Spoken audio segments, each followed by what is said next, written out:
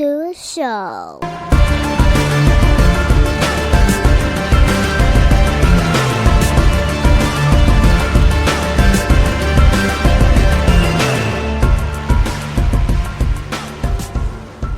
What's up, everybody, and welcome back to another episode of Off the Mats podcast. And it's me, it's Dante. So thank you, everybody, for tuning in. We appreciate y'all.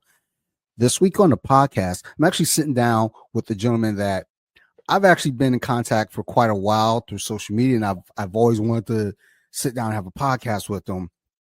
It's weird because there are times where I'll see another person's podcast, and it's not really a comparison thing as much as it's like, dang, that's tight. I like that.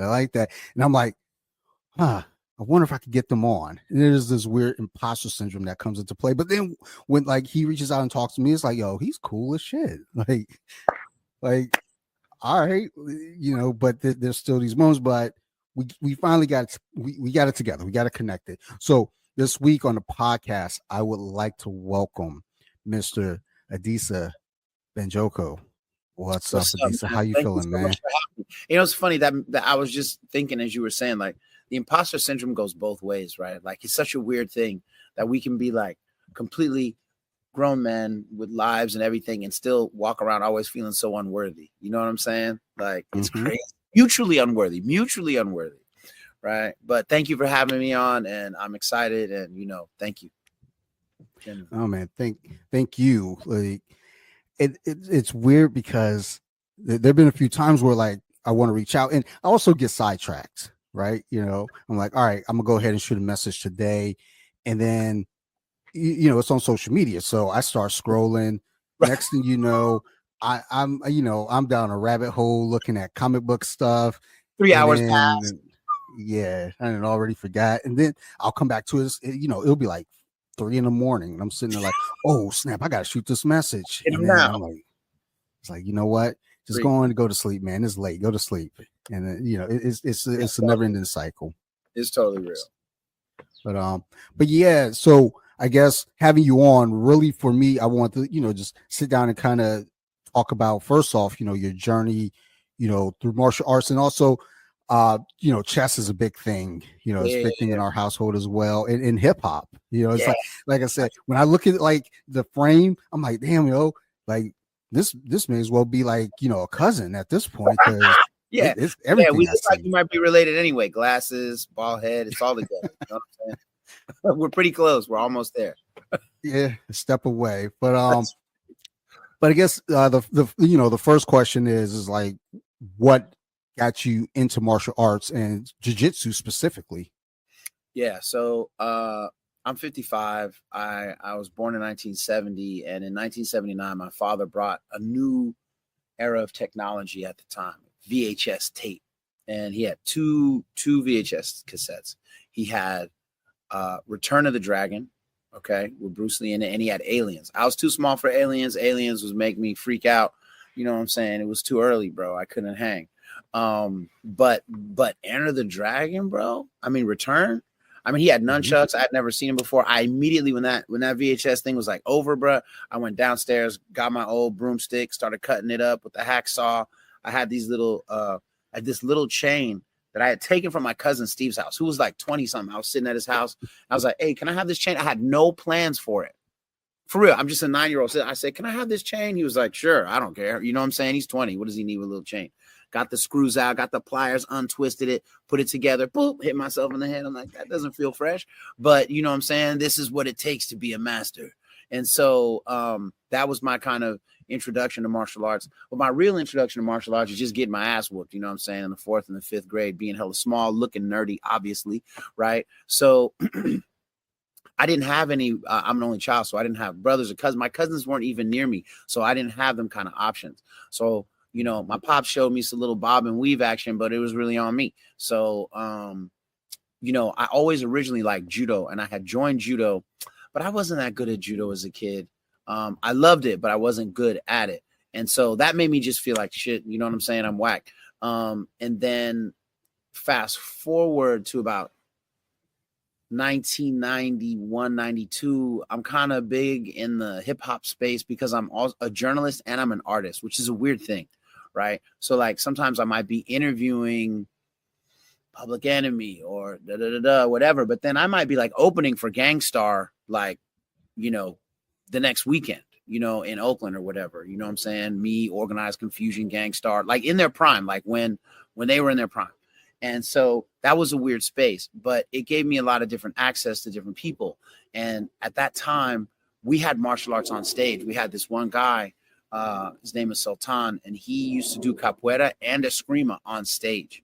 One of the guys in the crew, the eskrima crew, was an old friend of mine from back when I was a kid. And one day he had, and I was doing eskrima, but I was not good at it. Like I really tried, like literally for like 2 years, I was doing eskrima, and for 2 years, all of my eskrima was trash.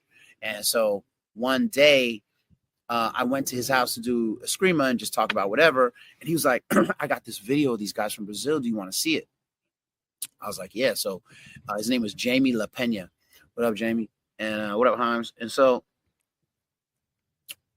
he plays it, you know, and it's the old school tape. Some of it's in black and white. Dudes are getting dumped. Boop, boop, boop. It was Gracie in Action 1 and 2 initially. Gracie in Action 1 and 2. And I'm like, no way you just get on top of somebody like some old at the house fight, and then that's no way. You know what I'm saying? Like, I did not believe it. He was like, well, do you think you could stop me if I try to take you down? I was like, without question. We moved some of the furniture. He tackled me, slapped me up. I was like, hold on, one more time. Tackle me, slap me up. And then I was like, all right, you know what? This may have some merit. So he goes, the good thing is they have instructionals, and I bought some. So I was doing the tapes pre-UFC. I was doing the Gracie instructionals on VHS with Horian before the UFC was a thing. So by the time the UFC came, I was like, yeah, I know what's up. Me and my boy was watching UFC, and everybody's like, no way, that little Brazilian dude's going to win. And I remember specifically when he triangle choked Dan Severn. I mean, the weight difference. I mean, Dan Severn was like 230, 240 versus a guy who was 185.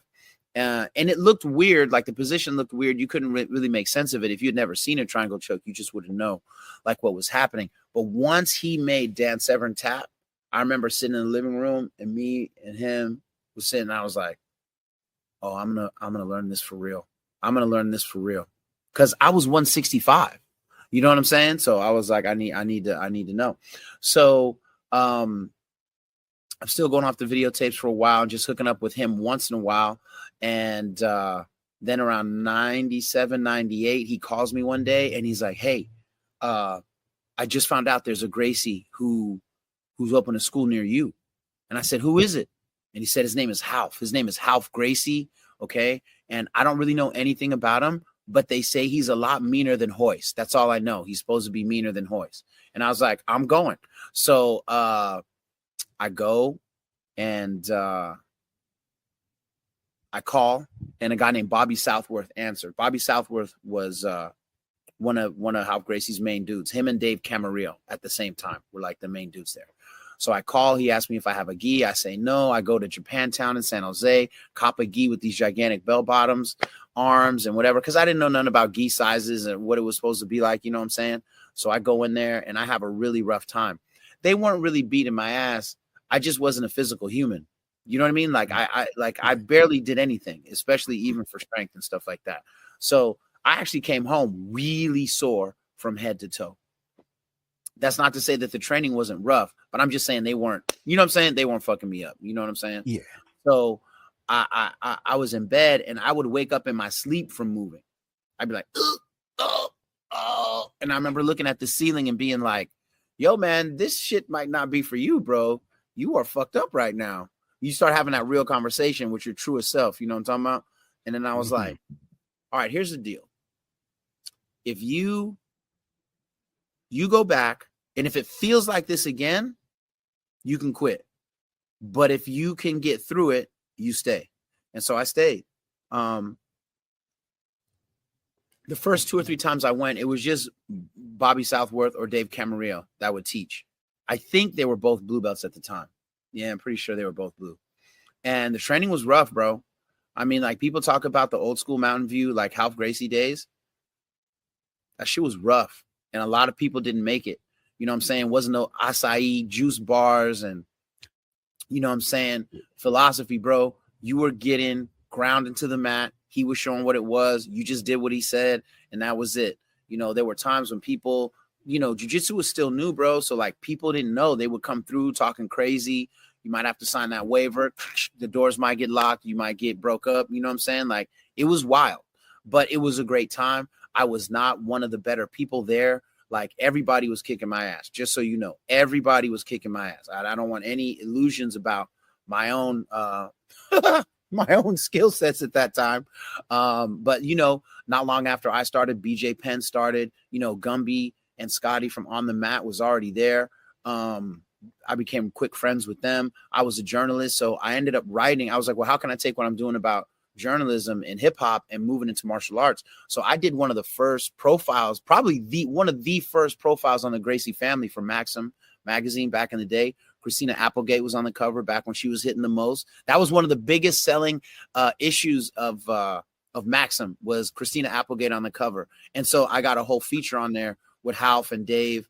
And then I would write for anybody. I ended up doing a big thing around the same time on Elio, Hoist, and Horian. So I did that for Rap Pages magazine. I went down there and met Elio. He was amazing.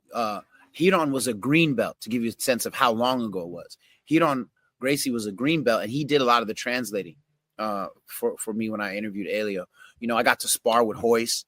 At the time, I was working on my triangle, so I thought I was sick. I threw a triangle on Hoist, and he just smiled at me, and then he like came out of it and like started strangling the shit out of me. It was funny. It was funny, but this was my life. You know what I'm saying? And I loved it. I loved it. I didn't mind not losing. I didn't mind the losing, as long as they showed me why. And they always showed me why. Yeah, that's important, man. Like just the ideal of it. Like you said, you went in there and got your ass beat, and you get a lot of folks, more so like these days, or kind of in that like 2010s era where jiu-jitsu's starting to really, really, really like pop up everywhere. But you still get a lot of folks that will come in, get their ass beat, and it's like, this isn't for me. And it's like, well, I mean, I guess maybe they're right. If they're gonna leave after one tough trial, you gotta. Yeah, I went in there and got choked by a 14-year-old, and It'll make you reevaluate things. Yeah, my first thought was like, I gotta get that back.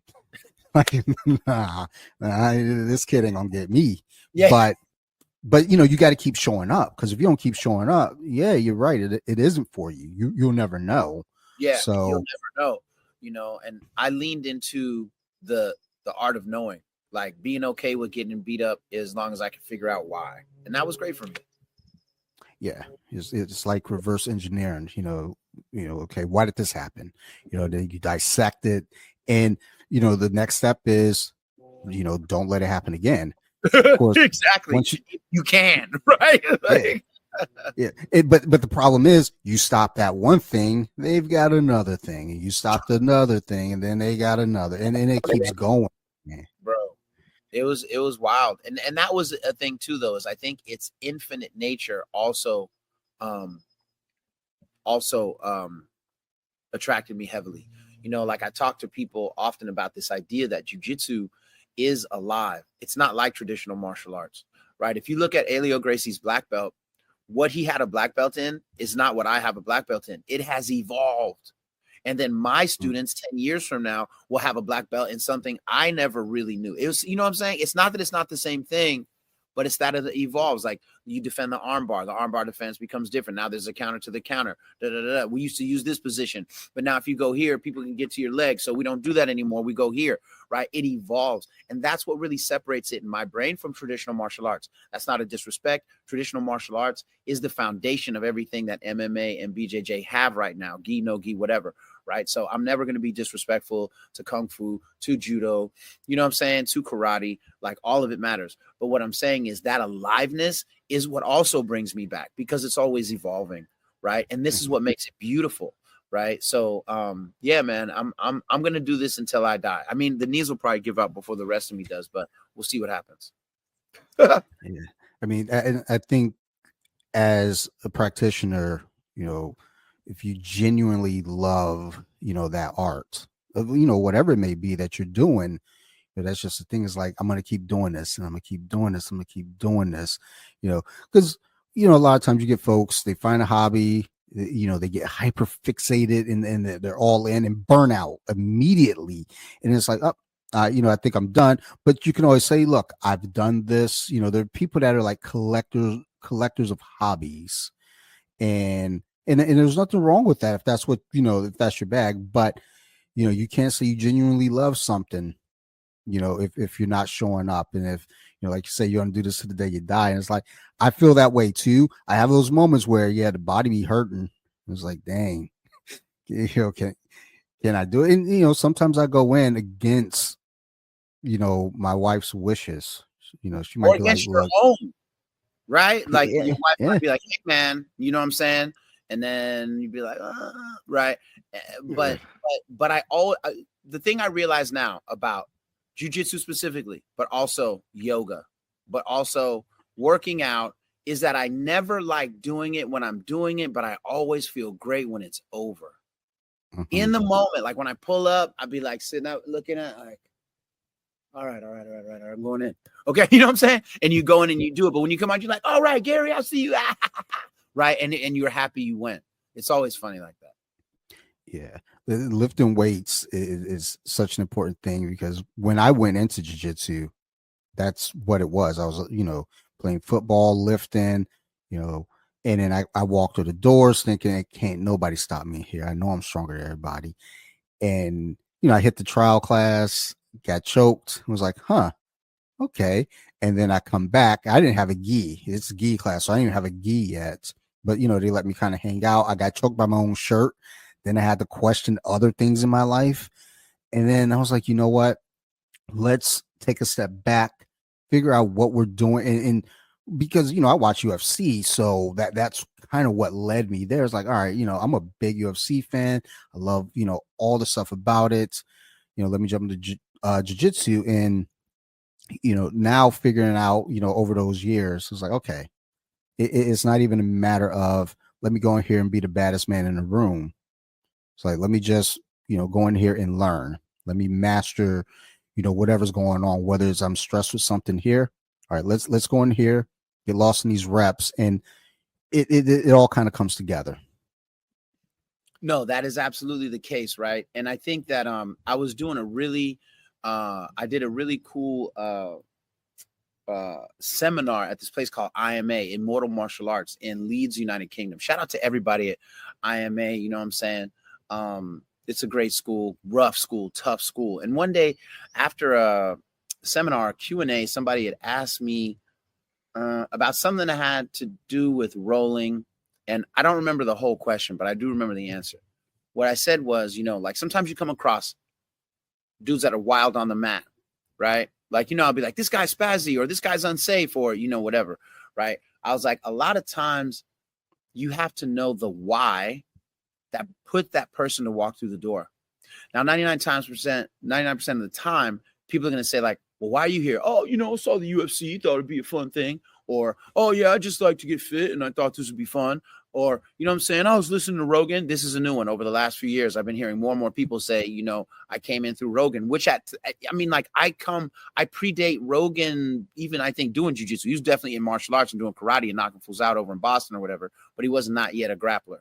And so I'm such a loner introvert. It took me a while to recognize how much influence he was having on the whole culture on a global level, right?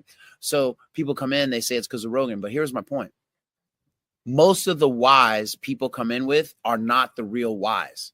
That's not the real thing, right? This guy's coming in because his dad used to beat him when he was 15, right? He used to beat on his mom, and he always felt emasculated. So when he's on the mat sparring, bro, he's still fighting his dad. He's still fighting his dad. He ain't stopped, right? Because they ain't never reconciled, or maybe the pops passed away. It don't matter. This fool's tripping right now. He's not, right? And so the other person got slapped in front of his girlfriend at the movies, and he never felt okay again. And so until he feels like he can do the same thing to somebody else, he don't feel like it's cool. He is at war, and so I started asking people why they do jujitsu. I listened to the usual Rogan, want to get fit, trying to learn something new. I accept that for a few weeks, and then I watch them roll.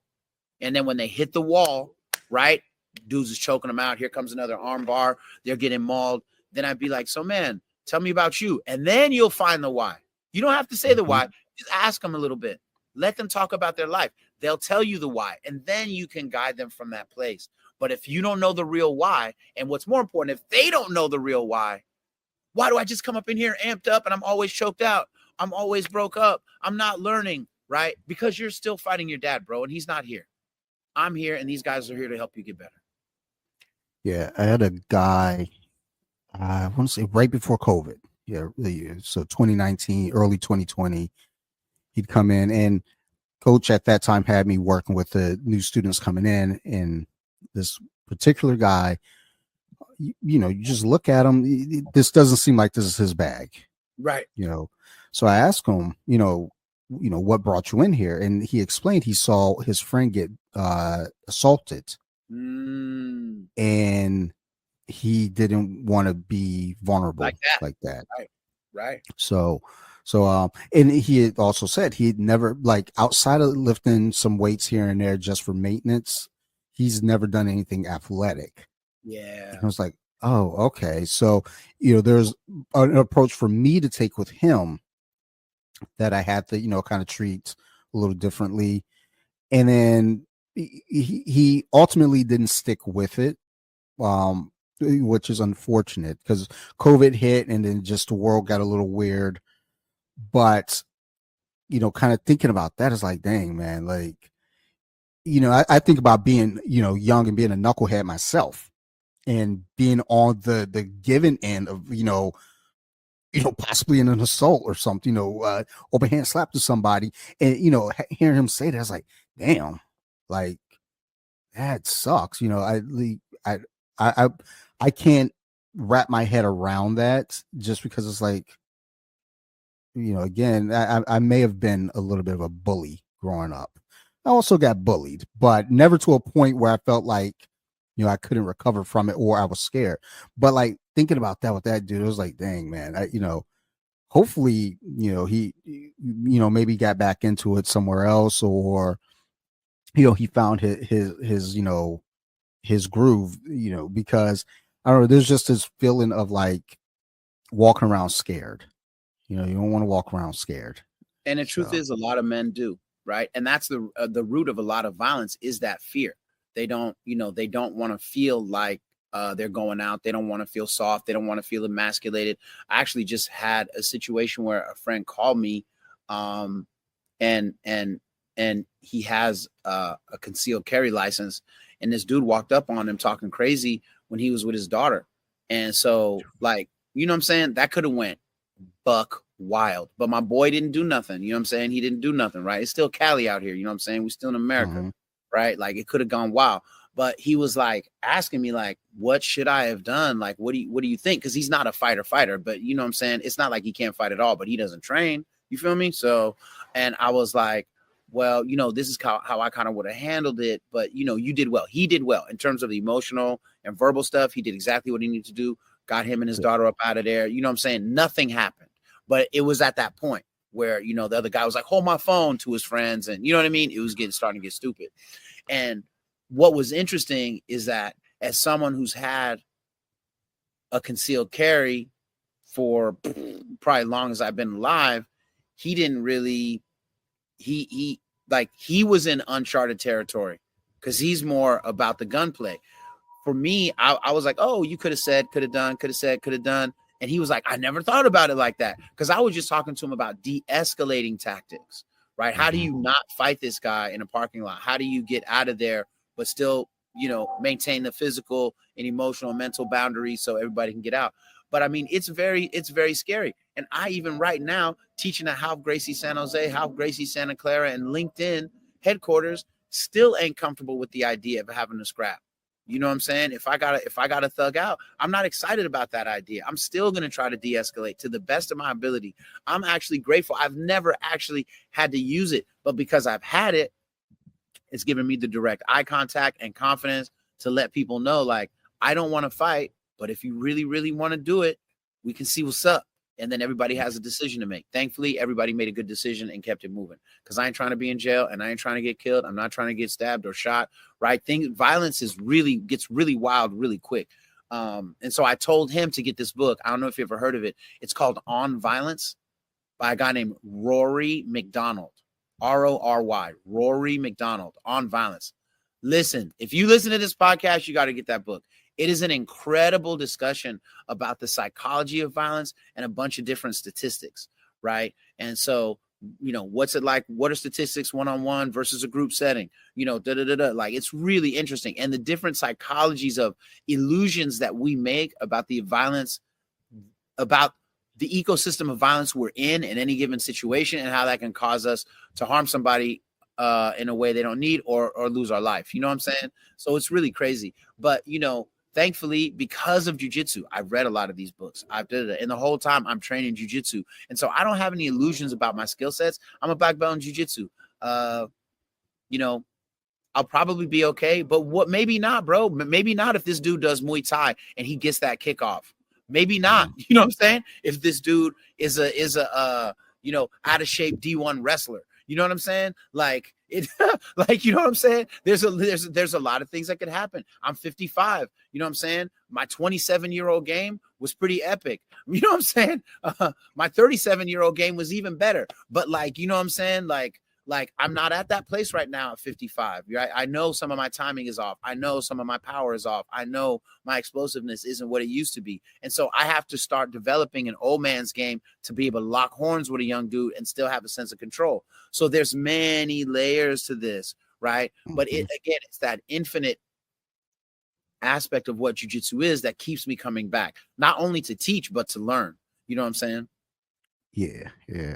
There's a confidence that comes with knowing that you have it in your pocket, but you probably ain't gonna need to use it. But also, and I mentioned this recently. I had a friend visiting from out of town, and his brother-in-law.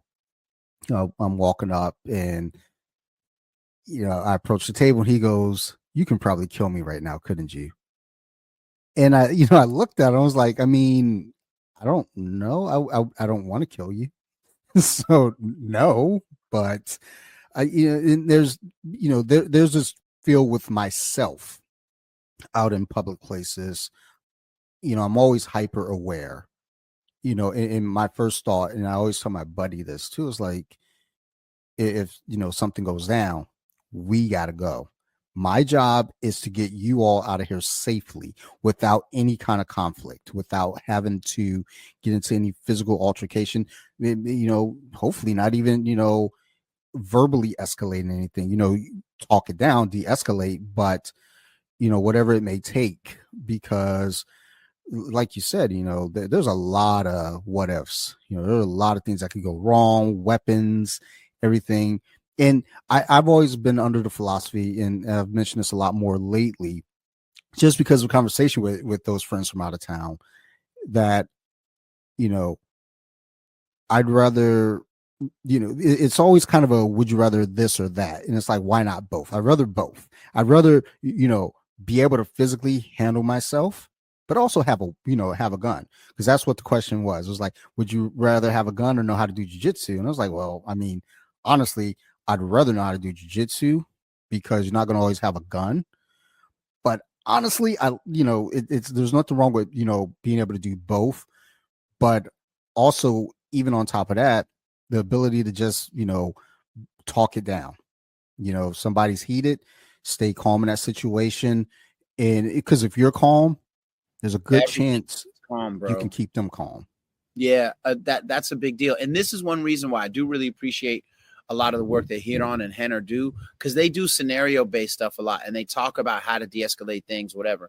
And I think that, one of the problems with, I don't want to say problem, it could be a problem with modern jiu-jitsu things, are that dudes think they're invincible after getting a blue belt. Dudes think they're invincible because they got a gi or a no gi championship in a local tournament or da-da-da-da. And it's like, bro, two men intent on harming each other, there's so much that could happen. There's so like, what did we agree upon? Did we agree that there would be no weapons? Did we agree that there wouldn't be any biting? Did we agree that nobody's kicking the nuts? Did we agree that I won't put my finger in your eye? We didn't agree. We don't know what we're agreeing to. You know what I mean? And I read this one book. I wish I knew the name of the guy. The book was called Soul Blade, Soul Blade. This guy used to be in New York. He was training martial arts and about a lot of his little exploits and whatever. And even though he did some kind of jiu-jitsu, it wasn't Brazilian.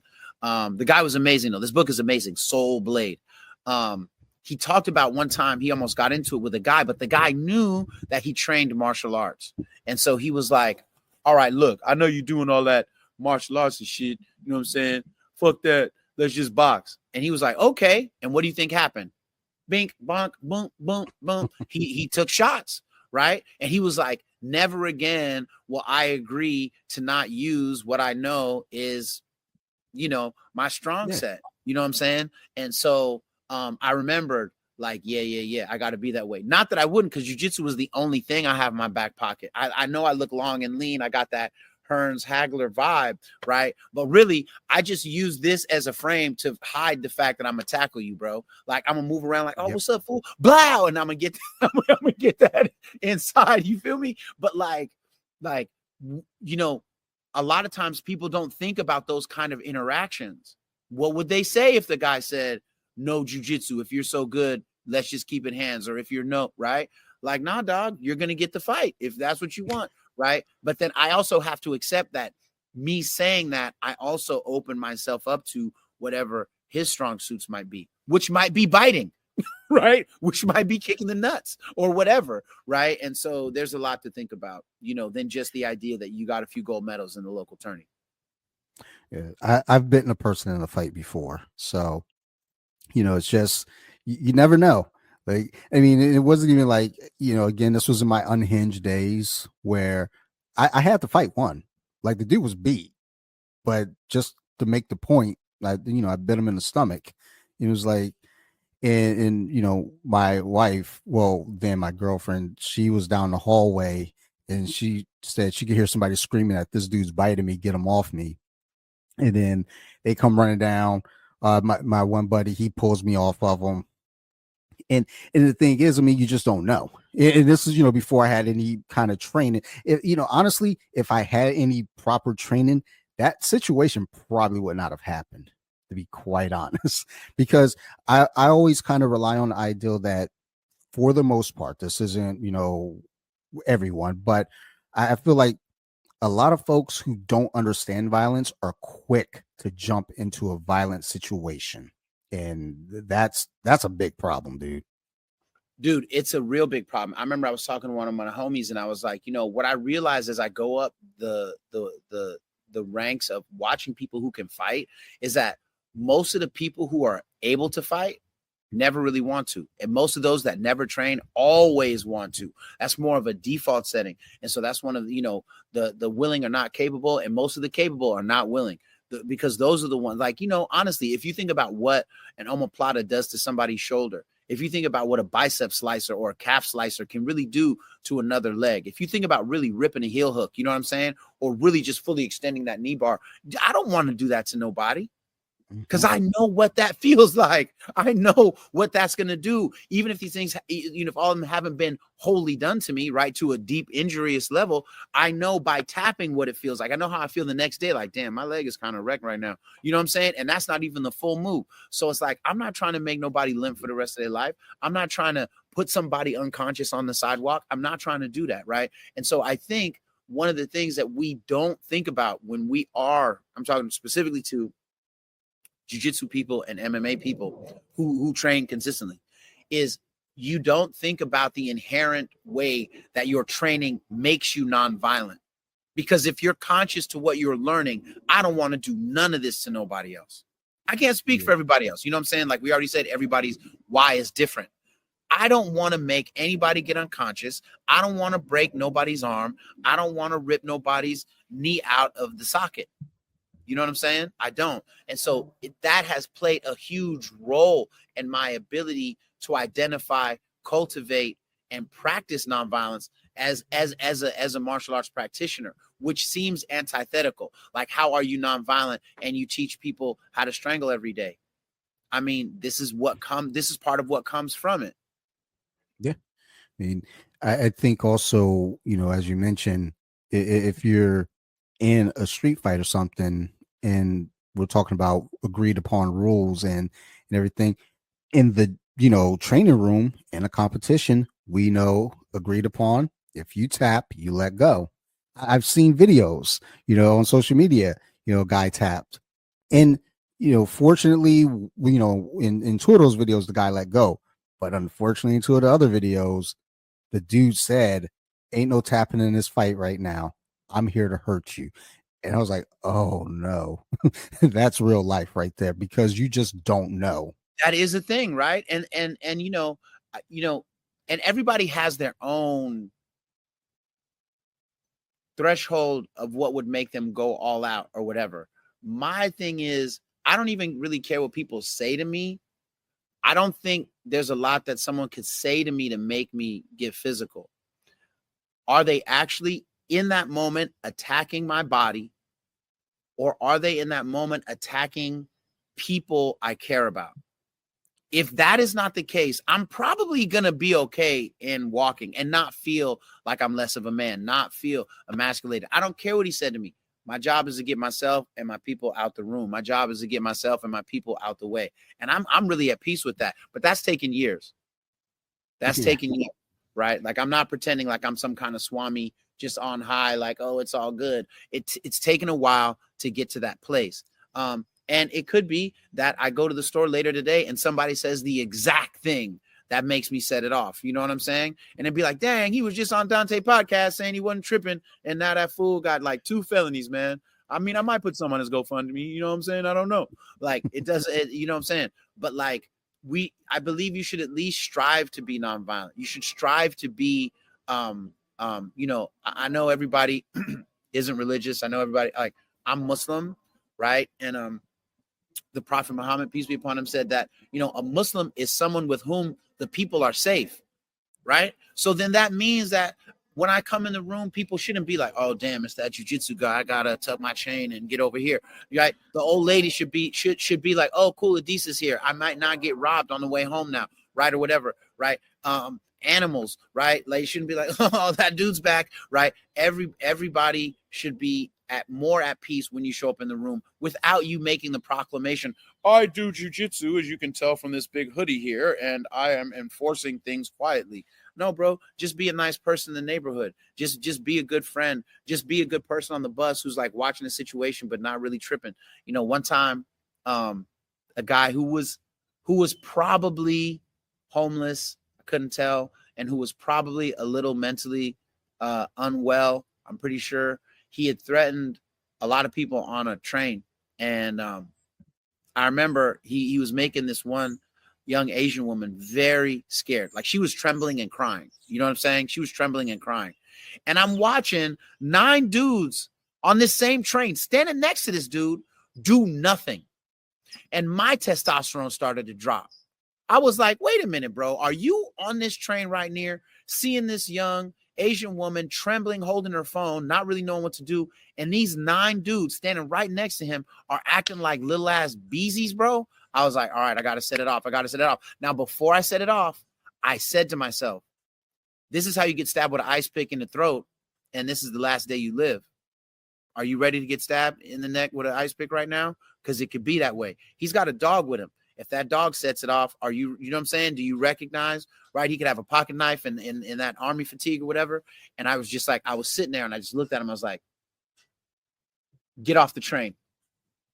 He was like, what? I said, get off the train right now.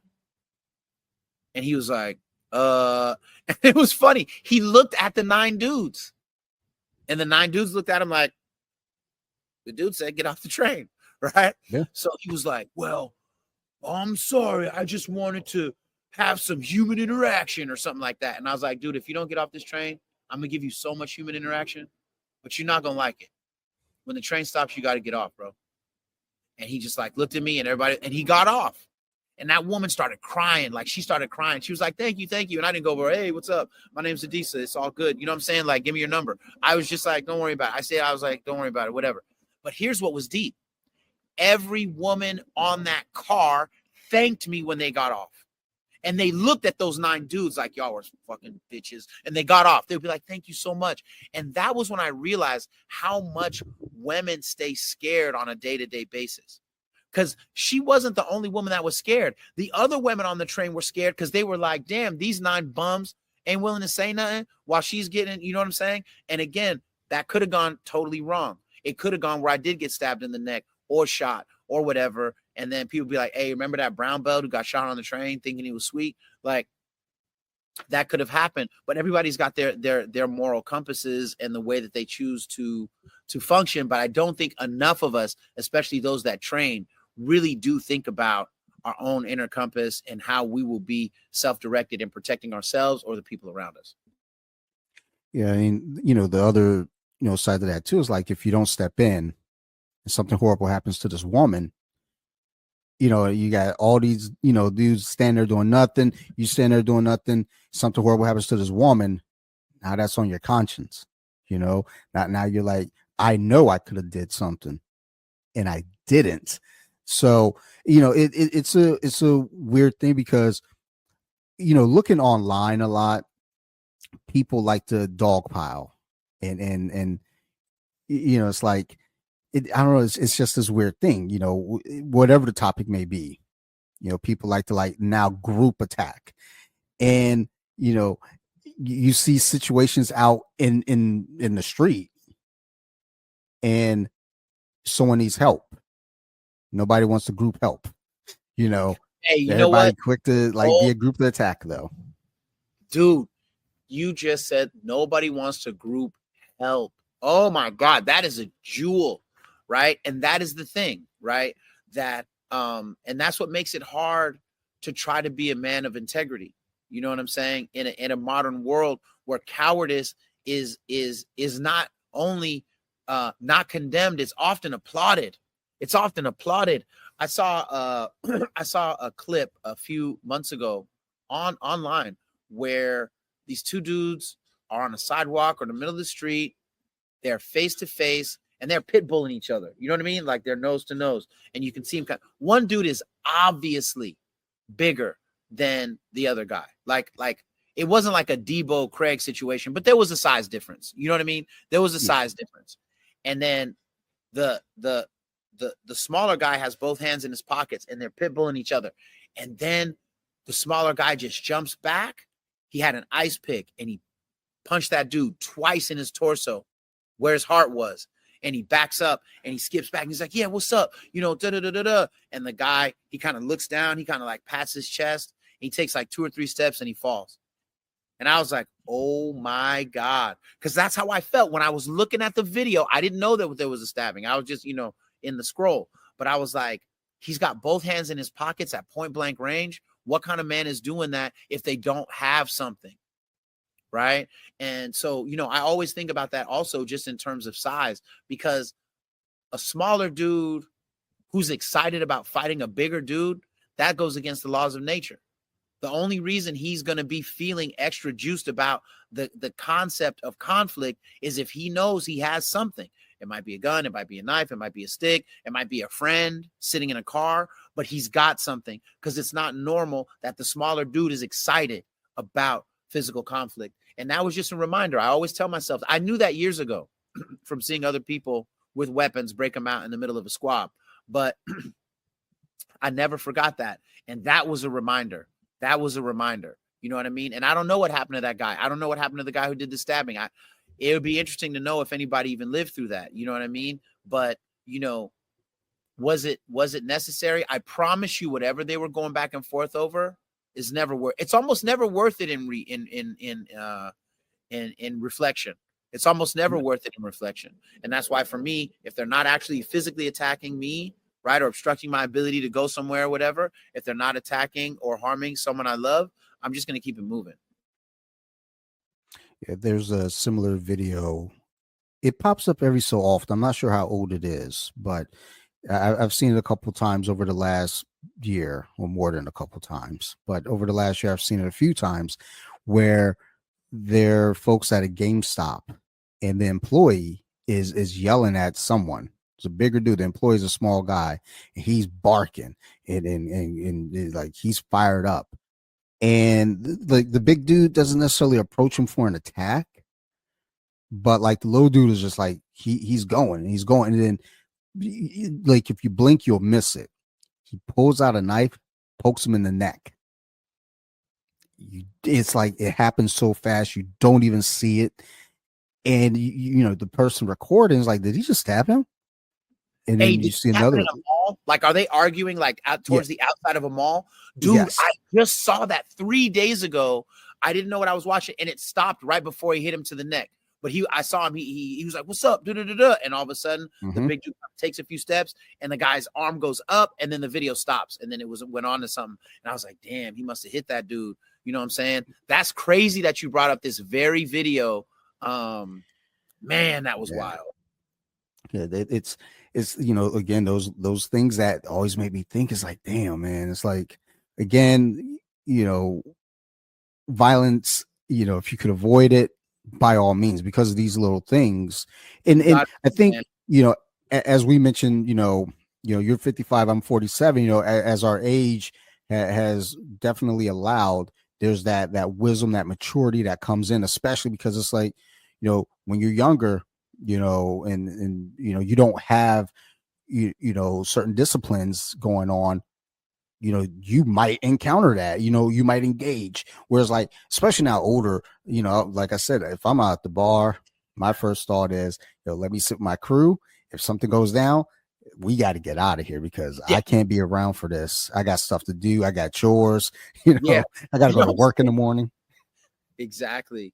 No, I mean, and that's important. But I think this is also why, you know, so on my podcast, Bishop Chronicles, it's on Substack and YouTube, right? I'm often talking about Stoicism, which is a Greek philosophy, and the practices therein, and Jiu-Jitsu. It's usually a pendulum swing between both. And you know, I've had Hala Gracie on recently. I had Adam Redzovic, you know, who's an amazing pioneer for Jiu-Jitsu in America. And I also have like a philosophy professor from Stanford University, Greg Watkins. And we have different kinds of like moral conversations. You know, why am I doing this? Because if you practice an art, any martial art, you should think more deeply as a human being because you may need to use it, right? I'm not saying people got to be pretend philosophers, and I'm not saying that people got to pretend to be high moral folks. You know what I'm saying? Maybe you're just learning it because you enjoy the brawl a little bit and whatever. But once you have these skills, you have a duty to yourself to understand who you are and what you will or won't do with what you know. You know what I'm saying? There's always this clip from Jordan Peterson. He's like, "Oh, you got to be a monster. You see, you want to be a monster, and then you want to control it. See, you control it, right? Okay, that's great, Jordan Peterson. And this isn't a great critique of him, but here's the dilemma when he says those kinds of things. Let's just be honest. Back in the day, especially, they would say if you do jujitsu for 6 months, you can beat most black belts in, in about 6 months, 2 days a week. That's what they used to say.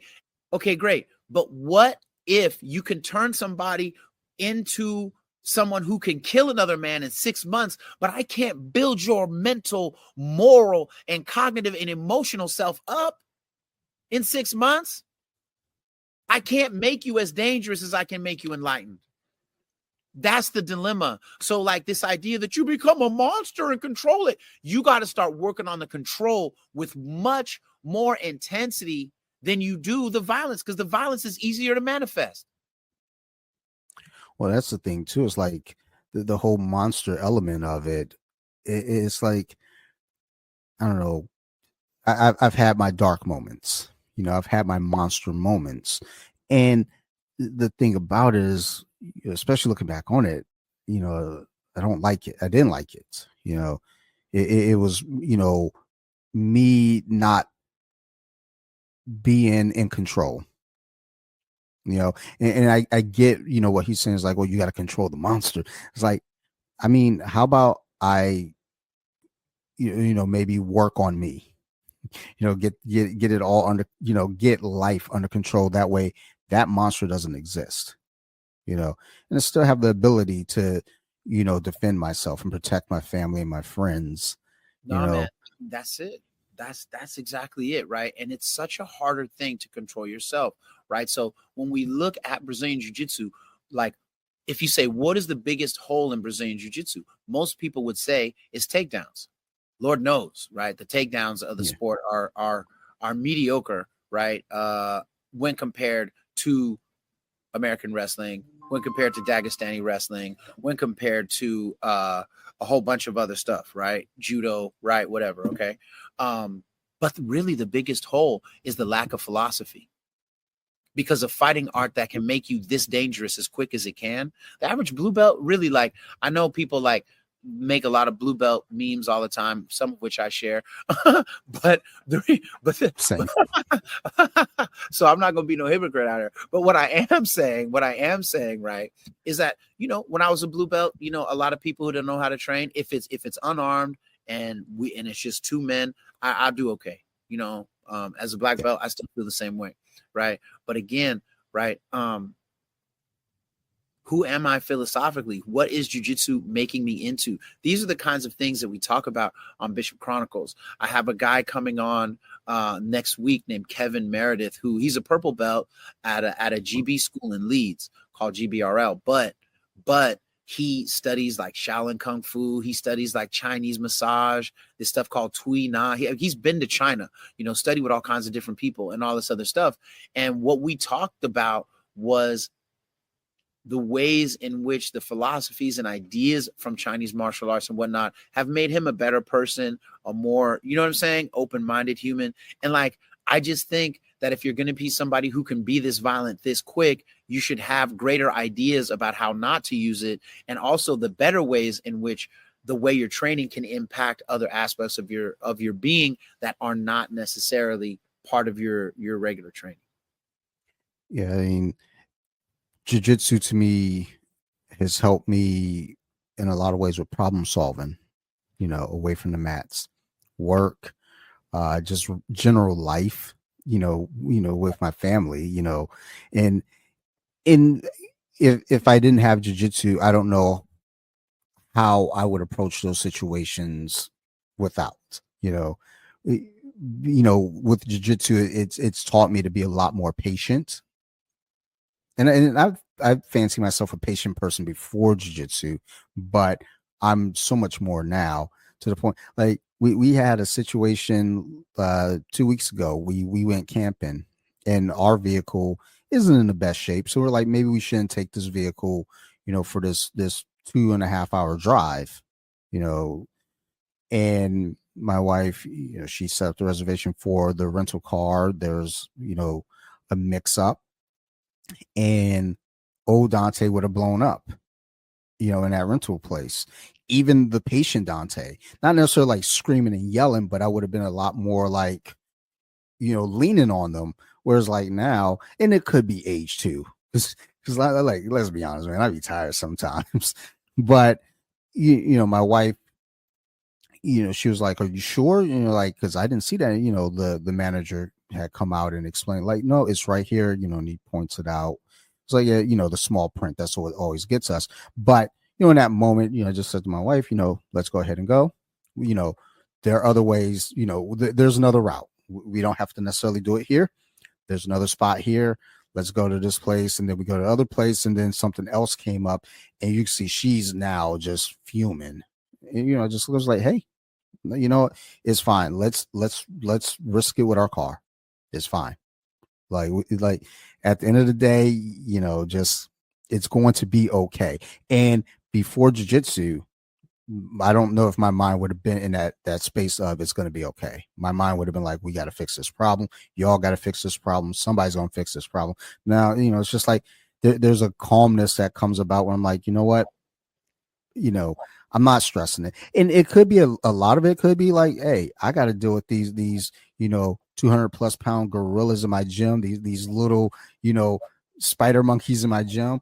Like, I got other things to deal with, that's far worse than the rental car being botched. It's maybe that's my mindset now. Is like there's other Oh, shit I that's going agree. on, I agree with but you 120%, bro. So like recently, again, because I'm always talking about philosophy and stuff like this, I was explaining that in my understanding right now, right? Because you evolve as a human being just as you evolve as a fighter, right? You should hopefully evolve as a human being as you evolve as a fighter. Hopefully that happens to you. If it's not, you're probably failing the art or the art's failing you. There's a failure somewhere, right? Mhm. I've been saying recently, there's a book called How to Think Like Socrates by a guy named Donald J. Robertson. It is a masterpiece. How to Think Like Socrates. Okay, he wrote also a book called How to Think Like a Roman Emperor, which was one of my early introductions into Stoicism. He's a great guy, great author, one of my faves. Now, here's my point. I realized through reading this book, How to Think Like Socrates, that Brazilian Jiu-Jitsu is the single most Socratic way any martial art has ever taught. What does that mean? We sit down. I go, okay, a guy's on top of you trying to punch you in the face. You're going to do this. Boom, boom, hips, trap, roll. No, no, no. And then someone goes, okay, cool. They try it and they go, I got a question. What's the question? Well, I'm trying to use my hips, but then I'm not really. Well, where are your elbows at? Okay, your elbows are out here, which means his knees are up. Your hips aren't really connecting with his hips. That's why even though you're bucking your hips up, it's not connecting. Okay, but somebody else has a thing. Well, this guy keeps grabbing my arm while I'm trying to do the upa. What do I do with that? And so that's Socratic thinking, right? It doesn't just happen to you on the mat. The way you learn, that methodology bleeds pleasantly into other parts of your life. So that every time you have an obstacle, you don't just go, this thing's in the way, bro. I guess that's it. Or this thing's in the way. We're fixing a fight. Or this thing's in the way. I'm going to be super angry. You start the problem solving that comes through your jiu-jitsu self bleeds over into your husband self, bleeds over into your coworker self, bleeds over into your neighbor's self. You see what I'm saying? In your fatherly self, your parenting self. And this is why I love jiu-jitsu, because if you're doing it consistently in a good environment, that's more than likely what's going to happen. And that's why people say, man, jiu-jitsu just changed my whole life. But it's not just the jiu-jitsu. It has, but it's changed your life because it's changed how you thought about yourself, about human communication, about human connectivity, about mastering your anger, about mastering your fear, about finding how to be courageous but not becoming a bully in the process of discovering your courage. Right. And so these are the things that make jiu-jitsu such a fantastic thing. And this is why it makes our almost seemingly fanatical love of jiu-jitsu undiscernible to those that don't train. Yeah, I also think a lot about physical altercations in the sense of it doesn't always have to be like a choke or a joint lock or a punch or anything. If there's something going on, restraining somebody safely is a big part of what I love about what we do. It's like I'm able to, get a hold of somebody, get somebody's back, and Yeah. just control their arms. Keep them there. You Just know, keep them there. Right.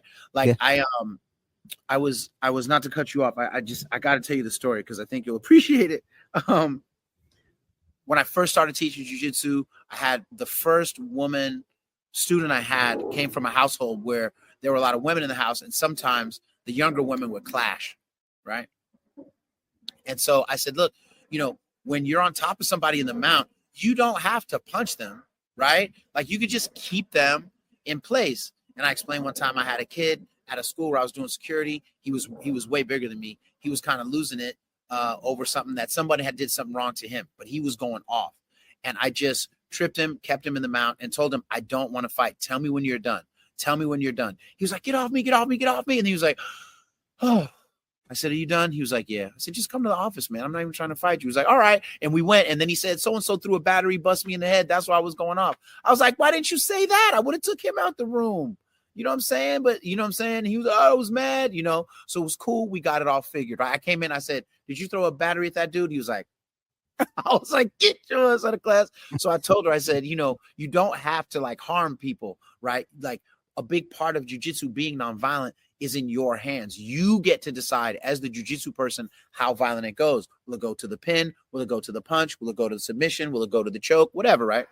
So 2 or 3 weeks later, she comes and she goes, guess what? I was like, what happened? She goes, my mom and my sister got into an argument. And I said, and what happened after that? She was like, and I said, leave mom alone. You shouldn't be da-da-da-da. And what happened to that? She said, shut up, da-da-da. And I said, and what happened after that? I told her, leave mom alone again. And then what happened after that? She was like, I tackled her. I got on top. I said, and then what happened? She said she was going to kill me. And she started trying to hit me. And I said, what happened after that? She couldn't because I was sitting upright. And so she couldn't reach my face. And I said, what happened after that? She goes, I just stayed on top. And I said, let me know when you're done. I don't want to fight you. I said, how long did that last? She was like, about a minute. And said, what happened? She goes, she took a big breath, said, okay, I'm done. And everything was over. And I said, and that is why I'm glad that you know jiu-jitsu.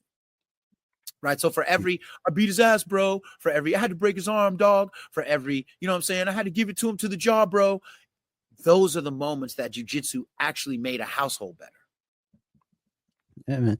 It's like, and I say this, but I can't really back it up with any, evidence, but I feel like there are very, very few moments where you have to break the arm or you have to choke them unconscious.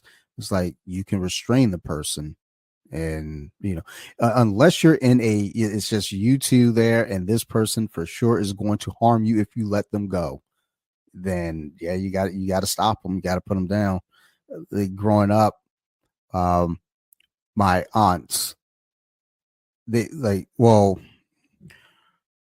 my uncle's ex-wife, they grew up in a household. It's all women in that house. I think it was 4 or 5 sisters.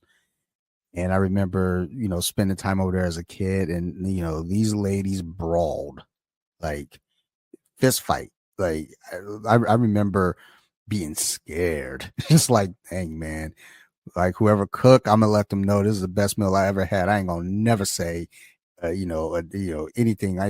Hey, how was the string bean?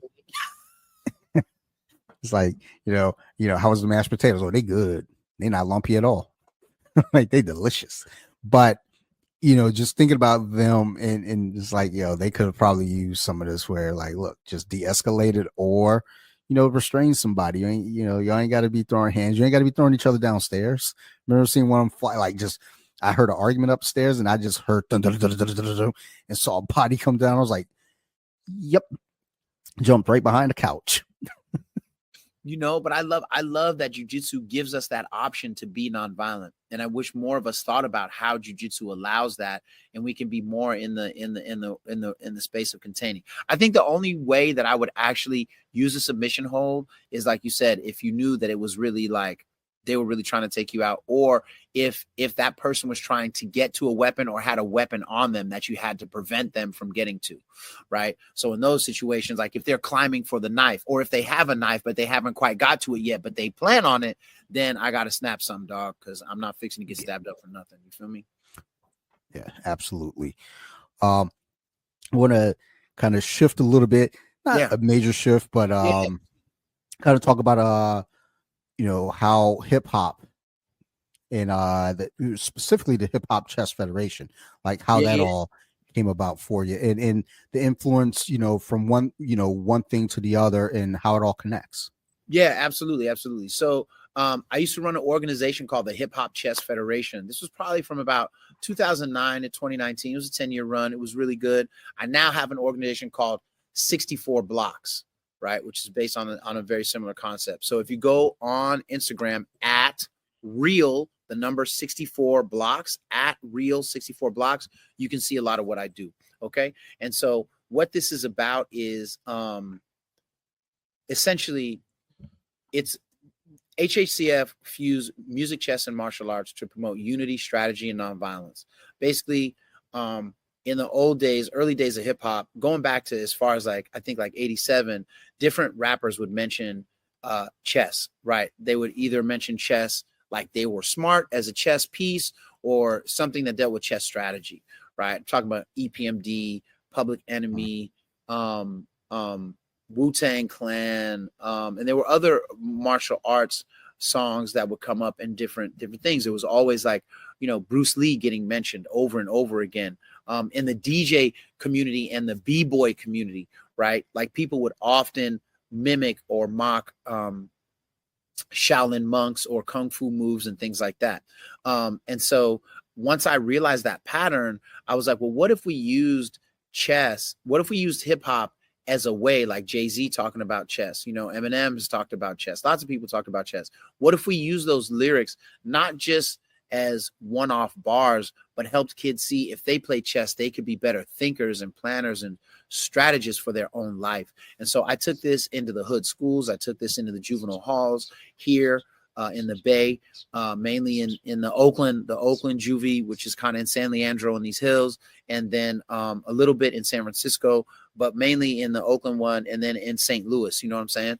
And it went really well for a while. RZA from Wu-Tang, Jizza, Raka from Dilated Peoples, you know what I'm saying? Shout out to all of them. And chess masters like Josh Waitzkin, who was the first American black belt under Marcelo Garcia, right? We're all parts of our work, and we did amazing things. What ended up happening was I got divorced in 2019, and we would have had to split the org, right? And I was like, I'm not going to split the org, right? You know what I'm saying? I'll kill the org before I split it with someone who doesn't even play chess or do jiu-jitsu. I'm out.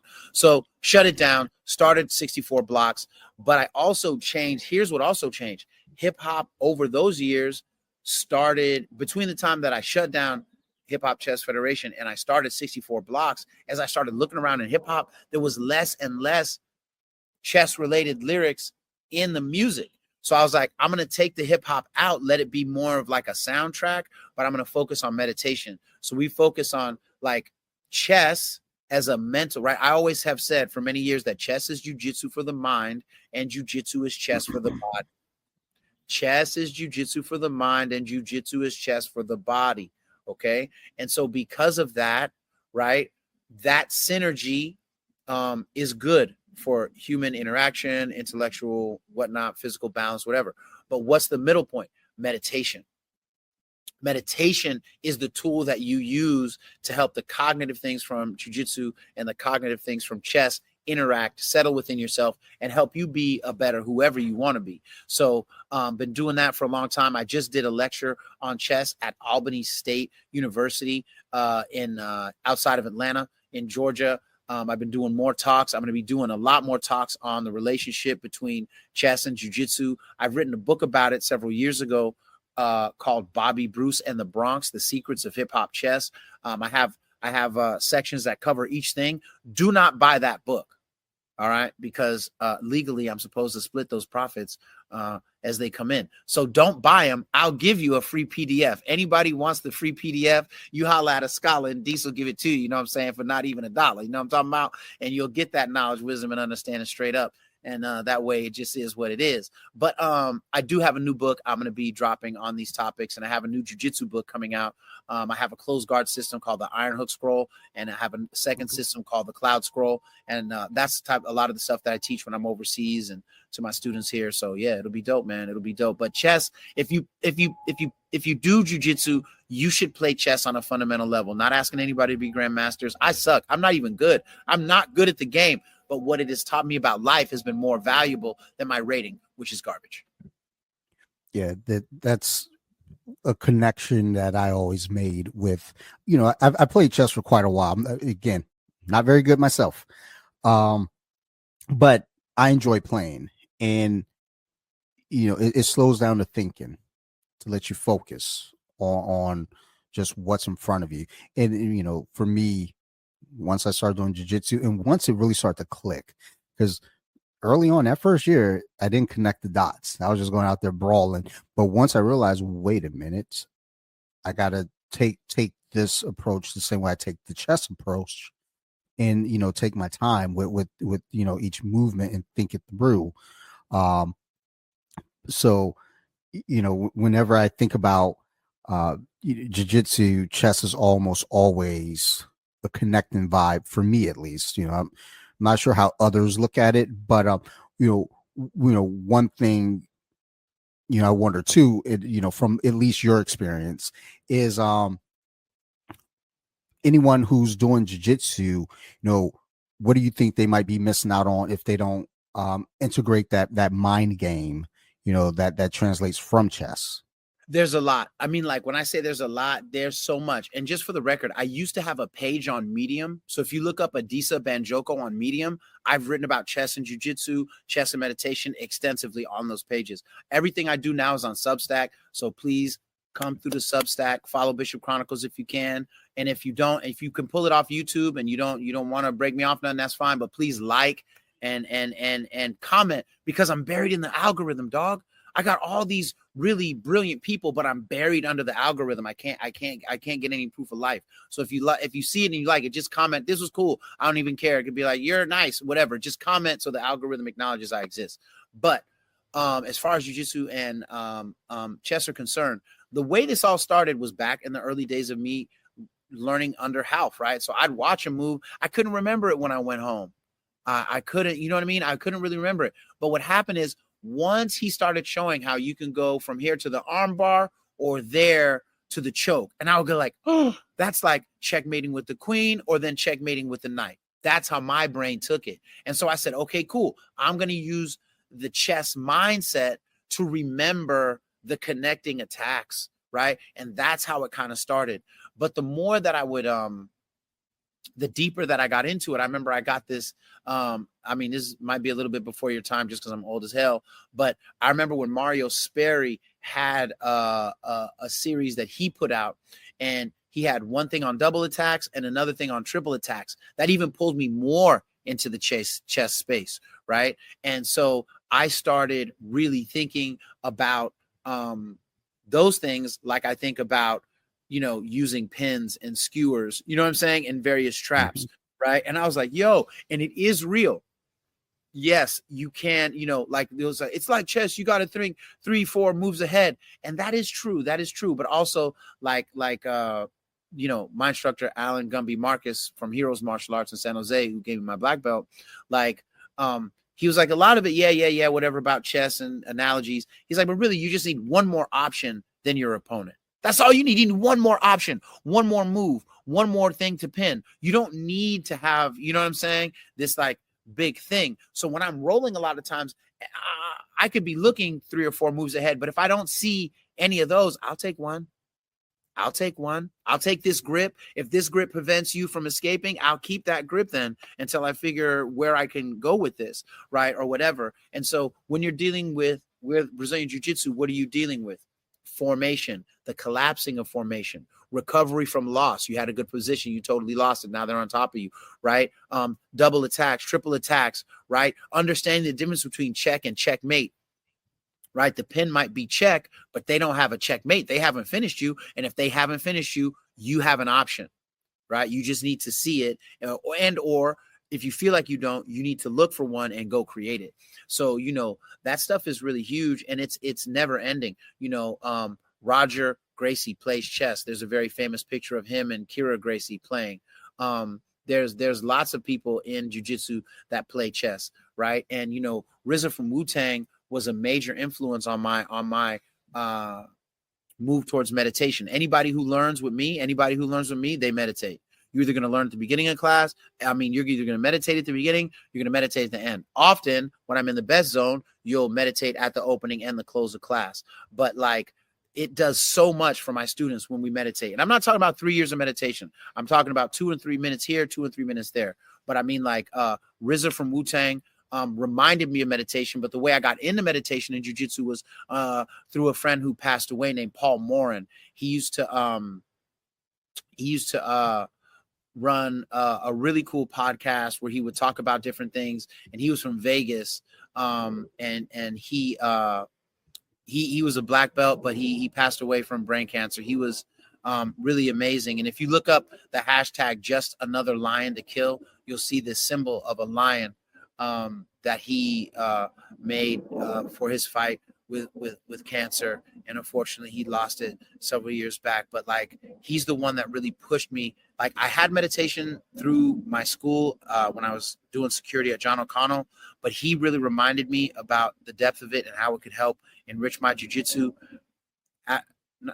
Around the time he passed away, or not long after, I reconnected with RZA, and RZA reminded me about the importance of meditation and of all the things that I've gotten from RZA, which has been a lot, of all the things I've gotten from Paul Morin, you know, meditation is something that has changed my life, and I hope that more people in jiu-jitsu embrace it and chess more.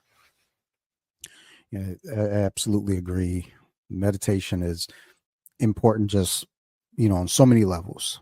Yeah. Whether it's through jiu-jitsu, for jiu-jitsu, just for life. Yeah, absolutely. And, I used to think, when we talked earlier, I said that this hole of philosophy inside Brazilian Jiu-Jitsu is like the biggest hole, but it's also the biggest opportunity, right? Because then we don't get lost in a dogma.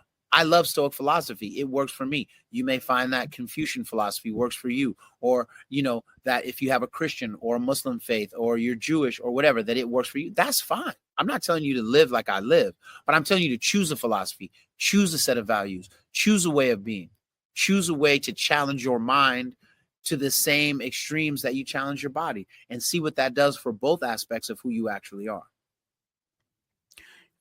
Yeah, it's crazy to think that, for so many, a lot of us on the mats, especially who don't utilize just just the mind, that mind play, that Mm-hmm. calm, and meditation, concentration, stuff like that. There's, and I mean, myself included, to be quite honest, there are times where, after class, we're stretching, perfect opportunity, you know Totally. Totally. and No.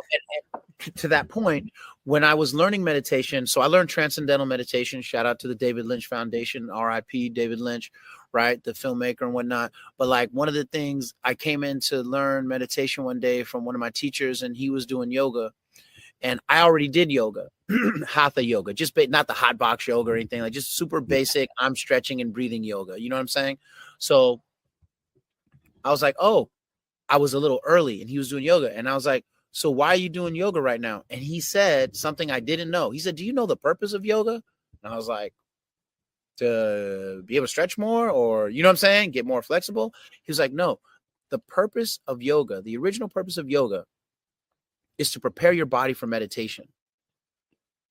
And so that's why I'm doing this before you show up, because I'm going to do yoga by myself, and then you show up and we'll meditate. And I was like, word. So that made me add more meditation practice into my yoga. So, the calm that you get from that stretching, that's because your body is letting go of some of the little bits and pieces of daily stress, some arguments you had at work, or maybe your wife was getting on your nerves, or you was getting on your wife's nerves, right? And the stretching lets that go, and the body starts to settle. The mind starts to settle. And then that is the ideal place for you to move more deeply into your mind and into your own consciousness, right? I often use a phrase, what I call expanding inward, right? Hopefully your yogic practice and your meditative practice should help you expand inward to know who you are and why you are, how you are, to a better degree. Nice. Yeah, I'm one who needs to definitely utilize meditation more, and especially with yoga. Yeah.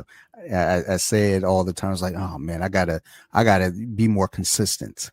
And a lot of times what happens is, like you said earlier, during working out, during these things, you're like, ugh, but then afterward you feel so much better. And it is like, I think it's just that, just get into that, like that understanding, like, look, just do it, you're gonna love yourself afterward.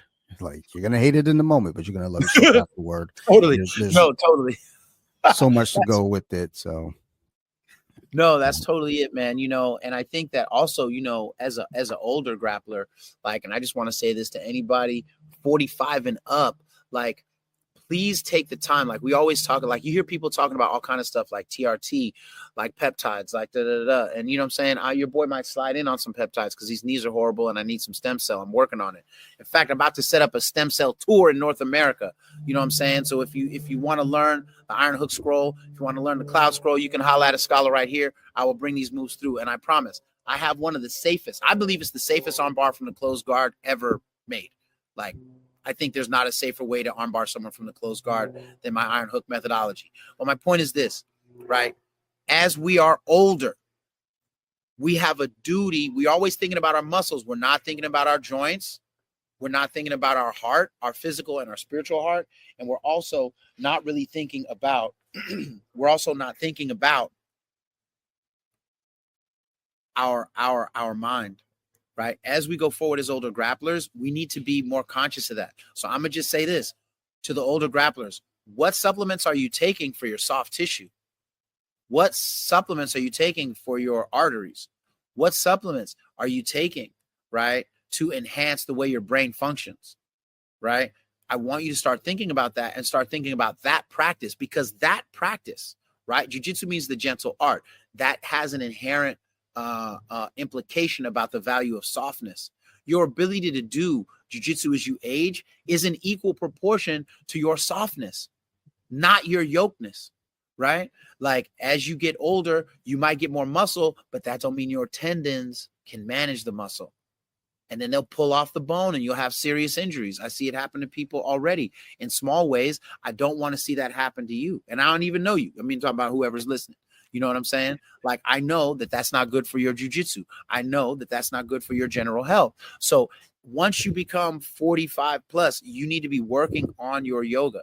I've just totally recommitted myself rather to yogic practice, not because I want to be a swami, not because I want to be sitting on top of the mountain, but because I won't even be able to teach if I don't manage the softness of my hamstrings, because they'll pop something off or my Achilles will go, and then I can't do what I love, which is teach and train. Yeah, that got to take care of ourselves for that longevity. Totally, man. Totally. All right. This has been awesome. Man, thank you so much for having me, bro. No problem, man. Before we wrap up, though, I want to do a real quick rapid fire with you. Go. I'm here. I'm here. Right. Let me close my eyes. Let's see what I got here. 1, 2, 3, 4, 5. I got. Let's see. Let's start with the first one, and we'll see where we go from there. What's one book that every jiu-jitsu practitioner should read? The Rise and Evolution of Brazilian Jiu-Jitsu by Robert Drysdale. Love it. Favorite submission right now? Favorite submission right now is the Cobra Clutch from the Mount. Okay. Underrated album you think grapplers should be training to? Underrated album I think grapplers should be training to? Yes. Oh no, what are you doing? Come on, man. I am musically schizophrenic, man. Like right now, I'm on some heavy metal stuff right now. I'm on some real violent metal. So I will say this. If it's hip hop, I'm gonna default to the Wu-Tang. If it's metal, I'm gonna say anything by this group called Stray from the Path, who I just got put onto. Stray from the Path is hard. They have a song called Guillotine. That's what I got introduced to. Love Stray from the Path. We'll stick with those two for now, and then we'll keep going. Go ahead. All right. What's the most mentally taxing thing for you? Rolling with the world champ or having a deep chess match? Definitely the chess, because I know I'm much more weaker. I know my game is trash. It's gonna be brutal. I could take the L. I've been armbarred and triangled a million times, but don't start breaking out all these knights on me, man. I don't have time for that.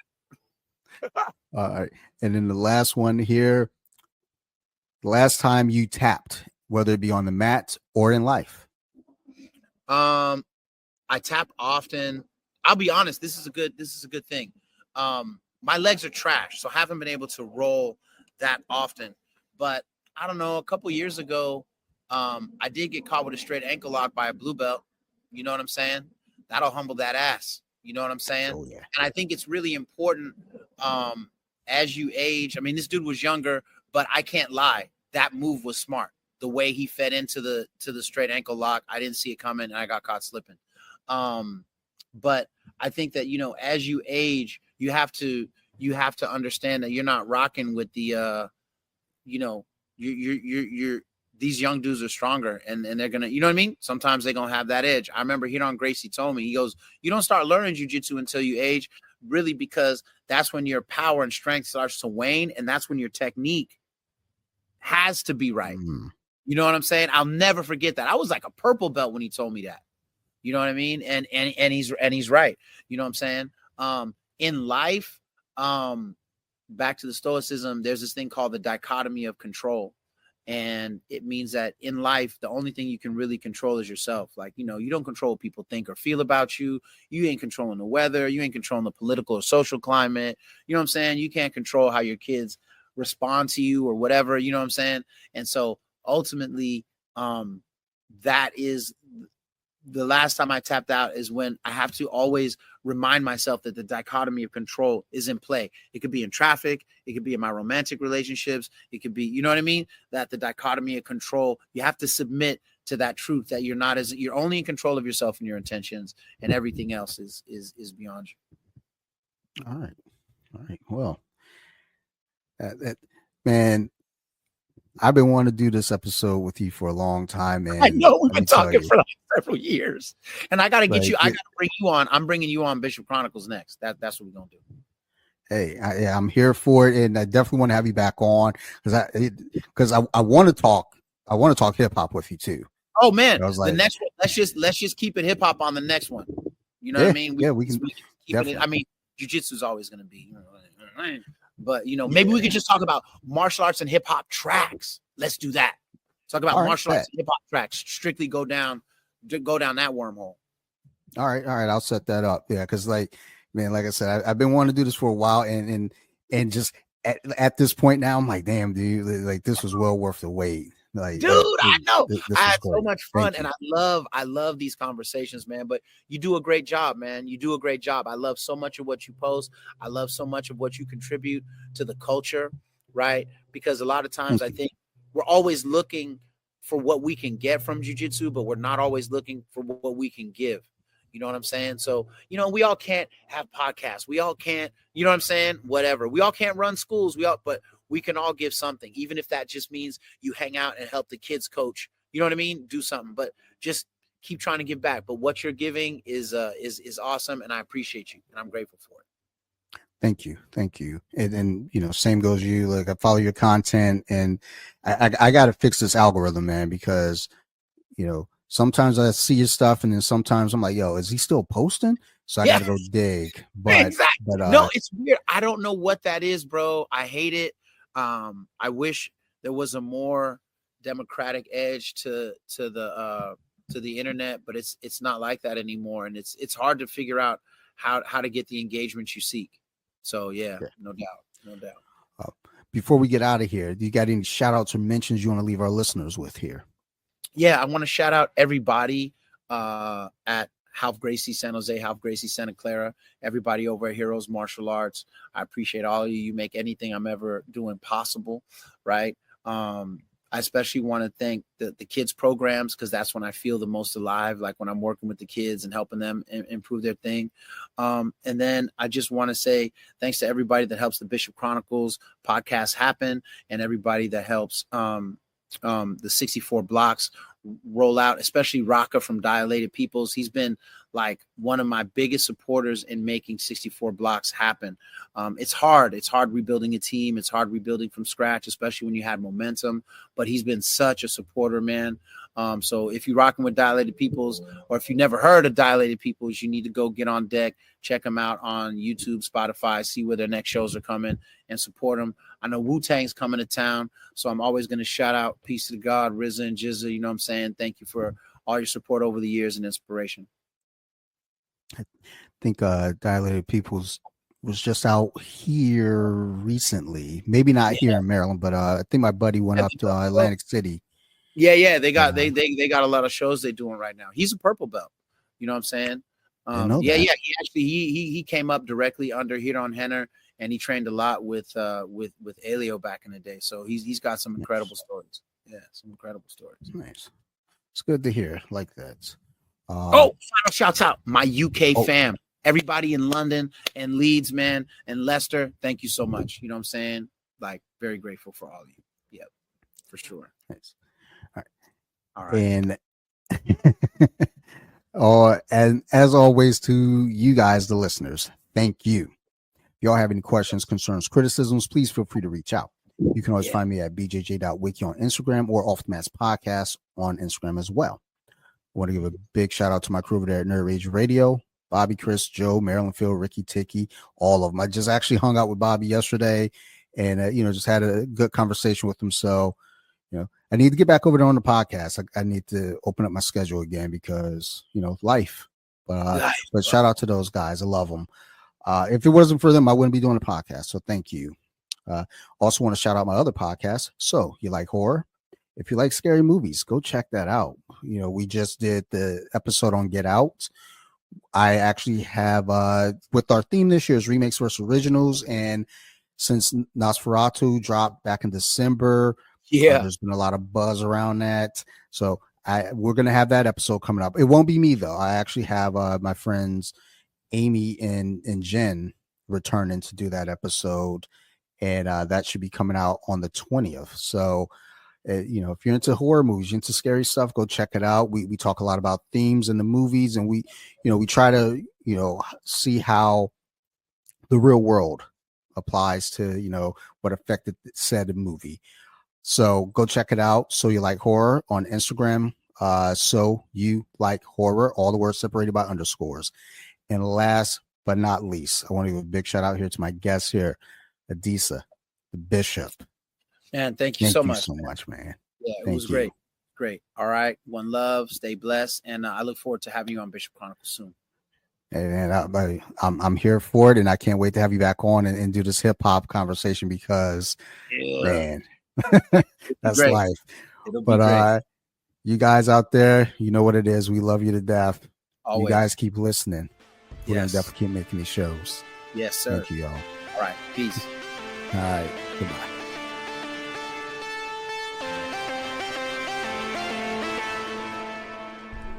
They were with it. Now let me sing a song.